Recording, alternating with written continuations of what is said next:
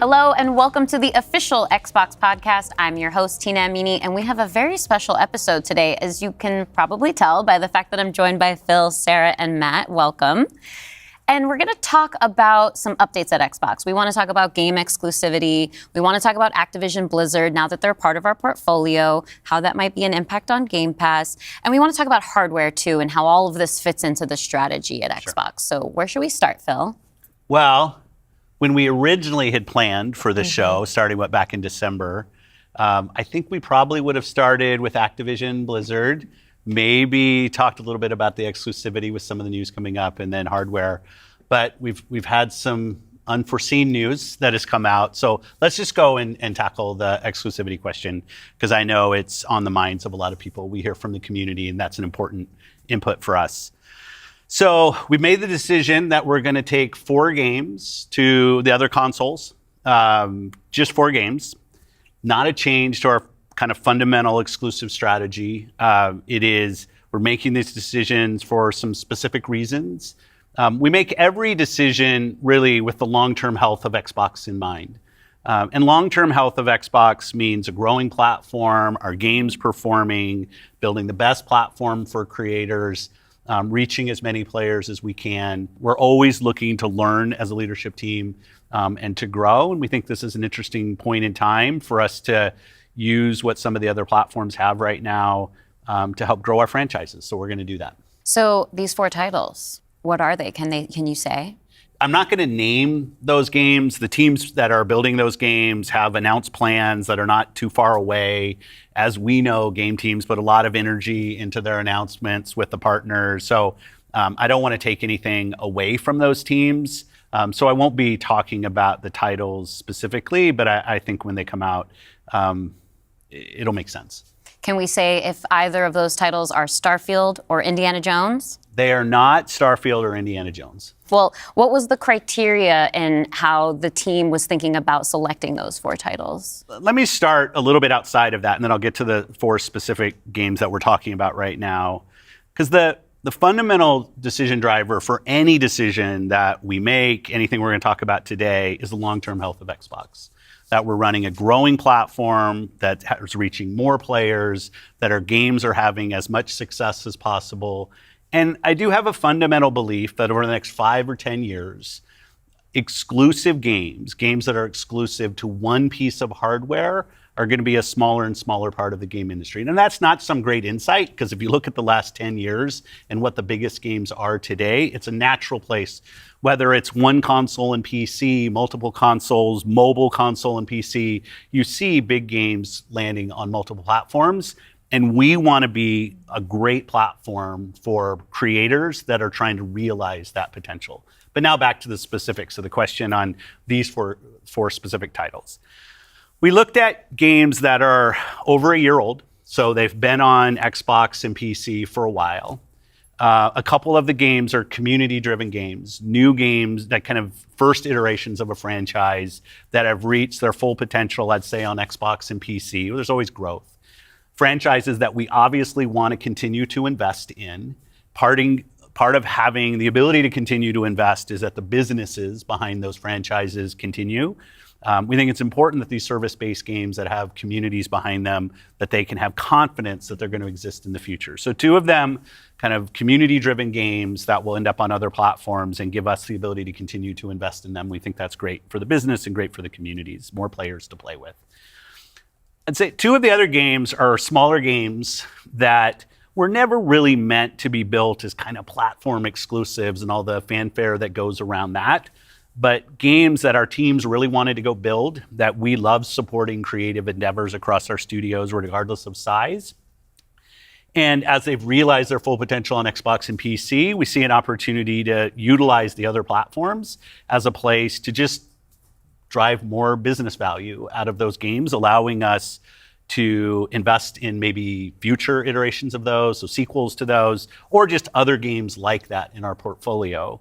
And when we don't damage Xbox and we can grow our business using what other platforms have and to help us with that, we're going to do that. And that's really the story behind these 4 games. And last thing I'll say, looking forward, I think there are there is an interesting story for us of introducing Xbox franchises to players on other platforms to get them more interested in Xbox. We think there's a good brand value for Xbox there. So 4 games, no promise beyond that. So if you're on those other platforms and you see these 4 games coming, please don't take it as some signal that everything's coming. It's not. And we're going to learn. So when you are thinking about the future and this concept of live service games, games that can benefit from bigger audiences, new audiences, how does that apply to future titles and how you're applying that criteria there? Yeah, there's really no fundamental change to how we think about exclusivity. We just came out of Developer Direct, which was an awesome show, where we showed great games that are coming to Xbox and PC and cloud, which really makes them accessible to hundreds of millions of people. So it's this kind of, we're really focused on a couple platforms and what's going to show up there. But our key of play the games you want with the people you want, anywhere you want, when everybody plays, we all win. These have been part of our strategy for years and will continue to be. Our focus is on how do we continue to grow the games industry by reaching more players in more places, and how do we grow Xbox as part of that. Xbox is a hardware platform, Xbox is a publisher of great games, and Xbox as a platform for the world's best creators. And then knowing that, how do we think about our first-party games and Game Pass? Yeah, well, to build on what Phill just said, one thing I would add, as you were talking about growth, is just that we've sort of seen this inversion over the last 5 years where it used to be that the platform was the biggest thing. That's right. And the games would sort of tuck in within the platform. Today, big games like a Roblox or a Fortnite could actually be bigger than any one platform. And that really has changed the way that we think about things. So in the midst of all that, I think we at First Party can come back to sort of some core principles. First, that all of our games will be on the Xbox platform. Second, all of our games will go into Game Pass on day one. And third, we know that Game Pass will only be available on Xbox. So there's sort of starting points for us. As Phill mentioned, there are games today that you can play that only can be found on Xbox. And at the same time, we want to bring more of our games to more players. So we're going to continue to look at that. Kind of moving aside, though, from some of those and thinking more about what does it really mean for the player, to me, the 2 key things are cross-play and cross-save. Those things allow us to deliver on the promise of Xbox, which is play with your friends where they are, play on the devices you want, play the games you want. So that is really only possible at a practical level when you know that your saves and your player are going to be able to move across all those parts. So not all of our games today are necessarily built to take advantage of that. There still will be some games that don't. As we bring more teams into the Xbox family, there's some catch up to do as we get there. But that cross-play, cross-save is like so fundamental to what we're doing, and I think is something that we as First Party get such a good benefit from being so close to the platform. Yeah, absolutely. I mean, that's one of the things, like you said, all of our games are always in Game Pass. And so I'm excited to announce, with the coming together that we had with Activision Blizzard King, that Activision and Blizzard games are coming to Game Pass, starting with Diablo 4 on March 28th, which I'm super, super excited to share today. And it's all part of our commitment to make Xbox, the Xbox experience, and the games that we build as widely available as possible. So now the 34 million Game Pass members can all enjoy the fantastic experience of Diablo 4. Amazing. Can we come back to the point, Phill, you mentioned at the top, this isn't really a change in strategy for us. Can you recap for me how it isn't? Yeah, and I thought both Matt and Sarah did a really nice job of talking about what we're doing on Xbox, where we're going. If you take a platform feature like Xbox Play Anywhere, which has been a promise that we've made on our first-party games, that you can buy our game once, you're going to get to play across Xbox and Windows. I think we're the only platform that does this. That makes it possible for you not only to play with your friends wherever they are, but to know that you actually have multiple entitlements to the games. I think that's a technology I would love to see applied to more platforms. But it is this view that people are going to play Xbox in multiple places. Whether it's play the games you want with the people you want, anywhere you want, whether it's content, community, and cloud, whether it's when everybody plays, we all win. Like, we've had different taglines, different strategy kind of words that we've used, but always with this view that Xbox is a platform for creators who want to reach the most players. Our investments in xCloud, our investments in franchises like Minecraft and now Call of Duty and other large franchises so that we learn how to build those. This has been a strategy that we've been on for, I'd say, a decade. It's not about one device. It's not about games in service of a device, but rather the devices that people want to play on should be in service of making the games as big and popular as they possibly could be.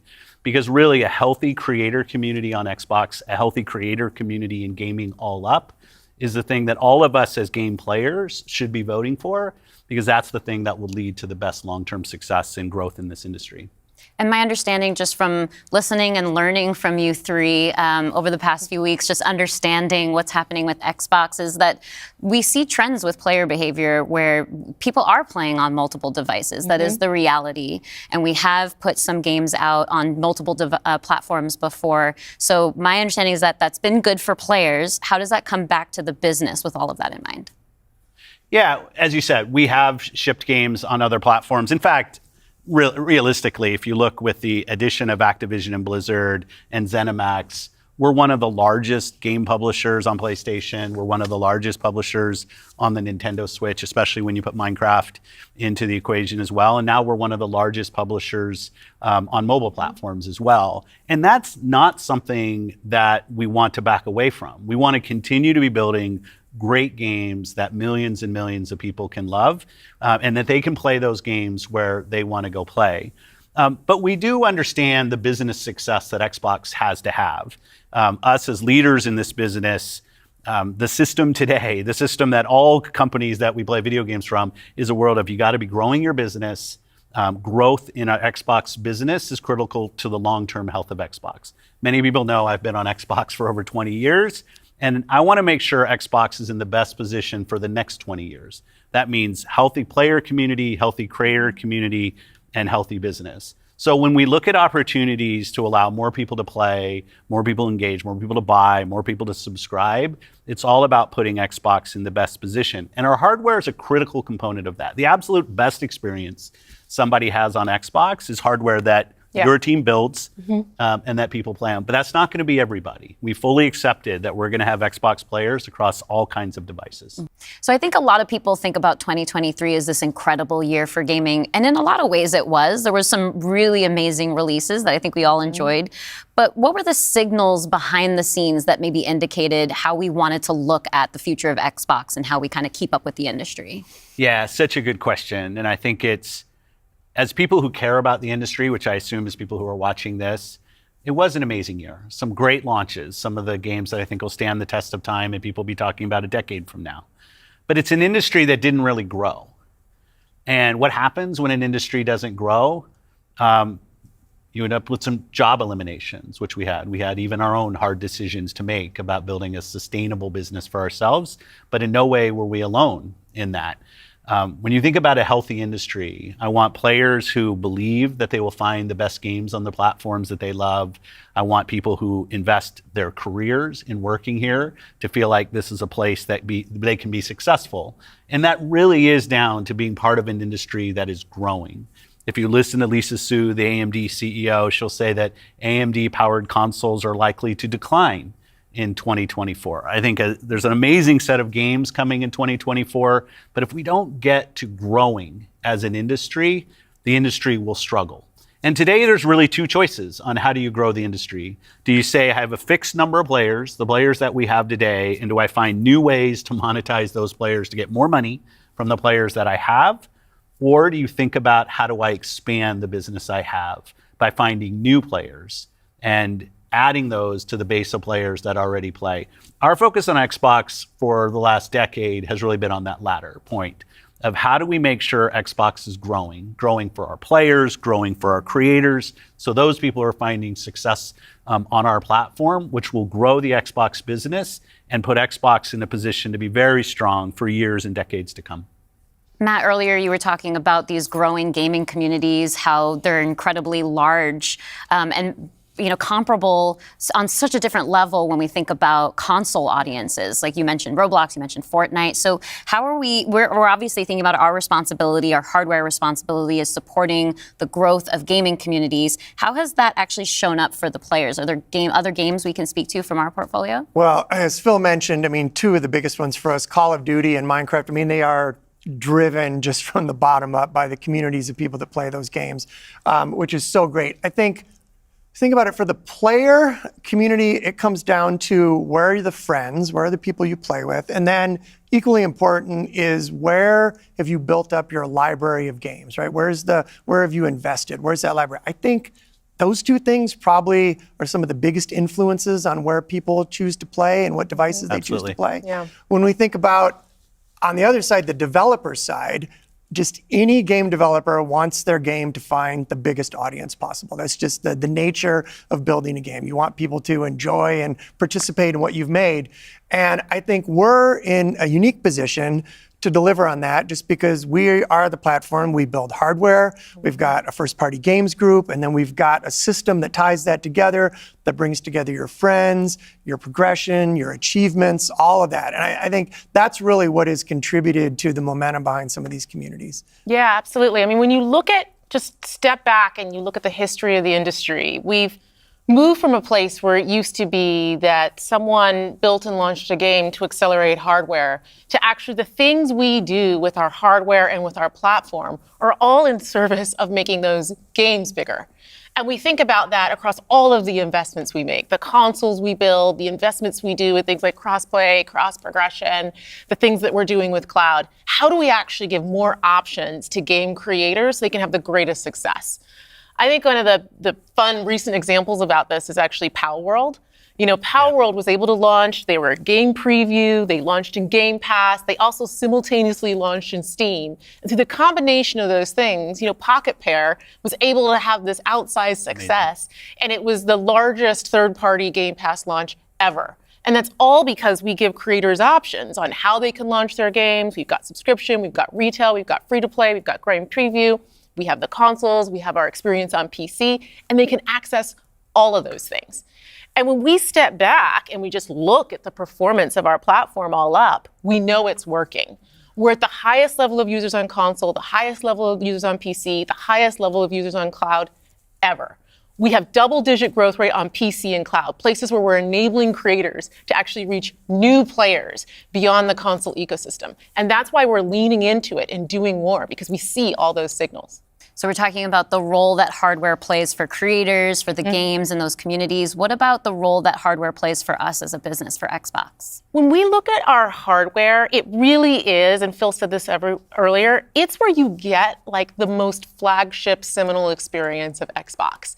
And it also represents a developer target. Our developers can build the specs of our hardware, and we invest to make sure they know when they do that the games are going to run great on our hardware, but they're also going to be able to be accessed across any screen because of all the other investments we make. So we're giving them an easy way to access as many players as possible. And we actually have more creators right now building for Xbox than ever before thousands of them by nature of those investments. And we got more to come. There's some exciting stuff coming out in hardware that we're going to share this holiday. And we're also invested in the next generation roadmap. And what we're really focused on there is delivering the largest technical leap you will have ever seen in a hardware generation, which makes it better for players and better for creators and the visions that they're building. And then when we're talking about hardware too, there's these other considerations that are really important to our community, probably to each one of ourselves as well. When you talk about library, because I want to dig in on that a little bit more. As we talk about cloud in the wider entertainment industry, there's conversations about streaming. How is that impacting how I own my content that I've invested in? So what can we say about our stance around game preservation? Yeah, one of the highlights for me of being in this position was getting to stand on stage when we announced the back compat coming to Xbox One. It was fantastic. People were reading the teleprompter before I could read it. Slow reader, and just feeling the energy in the auditorium as we were saying that and online. One of the cues I think us as being part of Microsoft take is looking at Windows and how Windows over decades has maintained software compatibility with things that are built on it. Like I can still go back and play some of the games that I love playing on Windows from decades ago, and it will still run. And we try to bring that same view to consoles. It's harder in console because the line between what the hardware is and what the game is in consoles is traditionally, it's tighter, which makes compatibility, you end up doing these generational compatibilities that we've built. But I will say compatibility, the ability to not only play the games, but my saves are still there with our cloud save systems to try to keep the services up as long as we can so that people can play, is a tenet of what we are as Xbox. It's at our foundation. And when we look at future hardware generations and what we're going to support, making sure that we respect, which is the word I use, respect the investments that people have made in Xbox going forward is fundamental. And the fact that you get entitlements when you buy a game from us on both Windows and Xbox also means you have the ability to play that game across a multitude of devices, which I think furthers the compatibility of the games that you own. Can we go back to what Xbox stands for today? I think we've pretty much covered all of the elements, but if you could break it down for me. You know, when you play on Xbox, what we're saying is you're playing on a platform where you know the biggest games in the world are always going to be. You're playing on a platform where you get to access Game Pass. And all of the games from our incredible range of studios will always launch in Game Pass day one. And you're playing on a platform that's dedicated to you, like player-first features, cross-play, cross-save, cross-progression, backwards compatibility, being able to play your games in your library anywhere you want because of the investments that we make in cloud gaming. And so you're playing somewhere where you're investing and you know you get to take the games forward with you and across all of the screens where you are.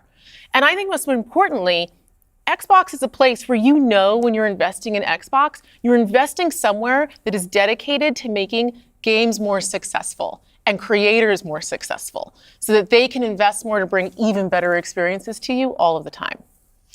Yeah, just that investment in the studios is so, and we feel that as part of first party with the platform proximity. You know, it's kind of amazing now to look out across all the studios we've got and just be reminded that we're now one of the biggest development organizations in the industry. What does that mean for players? It means that the biggest games are going to continue to come to Xbox. And this 2024, the year coming up, we've got more than 10 major releases coming up. Great stuff. Hellblade 2. We've got Diablo expansion. We've got Avowed, Ara, the Indiana Jones game. And there's more in development, which I think we're going to be able to share more about at our June showcase coming up pretty soon. Well, I guess I should get ready to work on that show. Well, thank you all for showing up on the podcast today, and we'll see the rest of you this June. Yeah. Thanks, Tina. Thank you.